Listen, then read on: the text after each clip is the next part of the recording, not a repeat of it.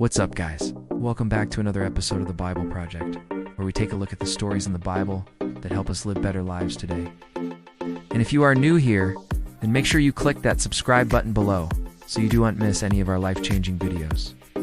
So today we're going to be looking at the story of Joseph, whose life completely changes from being sold into slavery all the way to becoming the most powerful man in Egypt. And this is Joseph, the dreamer. Part 1. The Pit.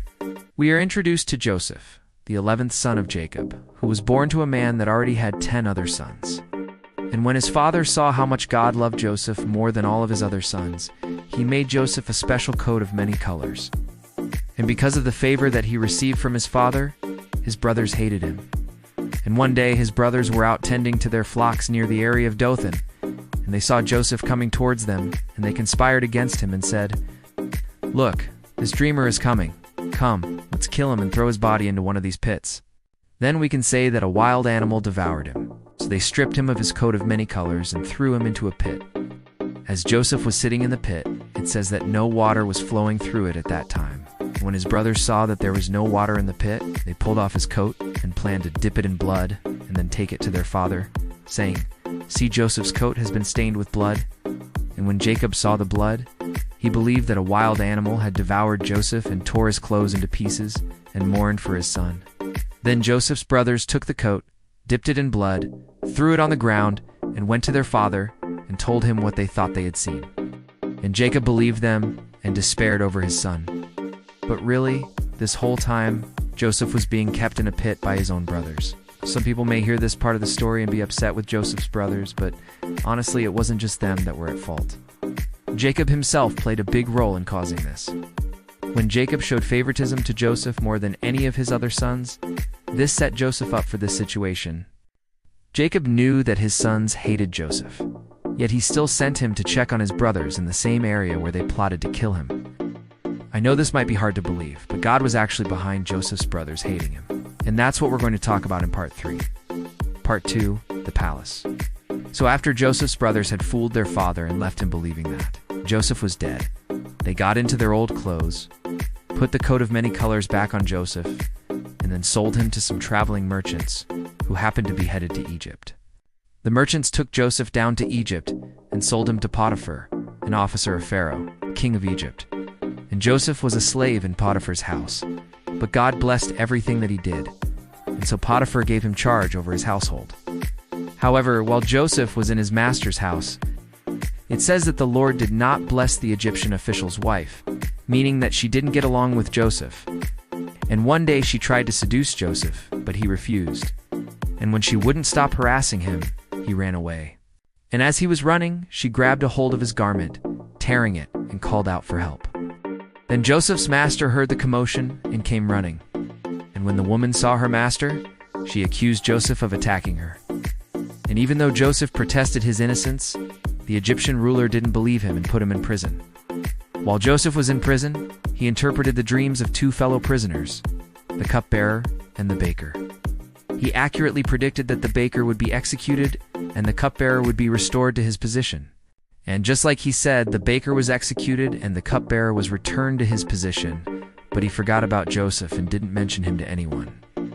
It says that after 2 full years, Pharaoh had a troubling dream that no one in all of Egypt could interpret. And he heard that there was a prisoner who could interpret dreams. So he summoned Joseph from prison and brought him before him. And when Joseph interpreted Pharaoh's dream, which was that there would be 7 years of plenty, followed by 7 years of famine, Pharaoh promoted Joseph to become second in command over all of Egypt and gave him authority over everything the king owned.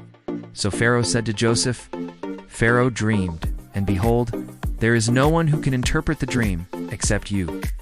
As you have promised, therefore, do what you have promised. Interpret the dream for Pharaoh and tell his people what will happen after the 7 years of plenty." So Joseph explained to Pharaoh that he should store food during the 7 years of plenty, so that they could have enough food to last through the 7 years of famine. And Pharaoh listened to Joseph's advice and appointed him viceroy of all of Egypt. So Joseph gathered food and stored it in the cities. And after 7 years, when the famine began, all of the nations around Egypt came to buy grain from Joseph. But during the famine, Joseph's brothers also came to Egypt to buy grain. And when they arrived, they didn't recognize Joseph. But Joseph recognized them and said to them, "You came here to buy grain because you were hungry. You want to eat your fill, right? I am the one who can give you food. Look, I know your hunger and distress. Also go home, gather your families, and come back here. I will give each of you enough grain to eat, and your families also will eat, and there will be enough left for you to return home. Do that. Go quickly." So they did just as Joseph had told them. And when they returned to Egypt, he provided them with food for their families. It says that when Joseph's brothers and all of their families had been fed, they bowed down to him with their faces to the ground. Then Joseph said to his brothers, "I am Joseph. Is my father still alive? Are my brothers still alive?" They were so shocked that Joseph was in front of them that they couldn't answer him. And Joseph called for officials to bring his father, Jacob, and all of his family members to Egypt. And when Jacob and all of his family members had arrived in Egypt, Joseph welcomed them and gave them a feast. Jacob was so happy to see his son again that he embraced him and kissed him and fell on his neck. Then Jacob blessed Joseph and said, "The Lord has made me whole again, seeing that I had food enough and clothing, and that you have seen my face. I, my son, and you are still alive, and now I shall die content." So Joseph settled his family in the land of Egypt, and it says that Jacob lived 147 years, and all those who came with him lived long lives. Part 3. God turns pain into promotion. If you read the story of Joseph, you would think that this entire story was about betrayal, slavery, imprisonment, injustice, and hate. And it is true that all of these things happened to Joseph, but he never gave up hope. And even though he suffered greatly, God used all of it to promote him from being a slave to becoming the second most powerful man in Egypt. And Joseph's story shows us that sometimes it's not easy to trust God when bad things happen. But if we focus on his word, we will see that God is working in every circumstance. And Joseph is a great example of someone who trusted God and allowed him to work through his pain. Like when his brothers threw him into a pit, he could have given up and died right then. But instead, he held on to his faith in God. Like when he was sold into slavery, he could have blamed God for his situation and stopped believing in him.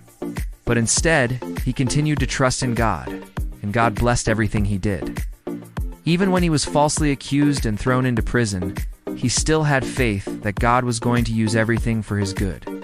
And 2 years later, that's exactly what happened. It says that the Lord lifted up Joseph from prison and gave him everything that belonged to Pharaoh, making him the second most powerful man in Egypt. So we learn from Joseph that if we hold on to our faith and trust in God's plan, he will turn our pain into promotion. If you liked this episode of the Bible Project, please leave us a like down below. It really helps us out. And make sure you subscribe so you don't miss any of our life-changing videos. Also, if you have a suggestion for a future episode, please comment it down below because we would love to hear your thoughts. And until next time, remember that you matter to God and you make a difference in this world. Want more? Download detailed ebooks at www.downloadhaven.online. Start downloading now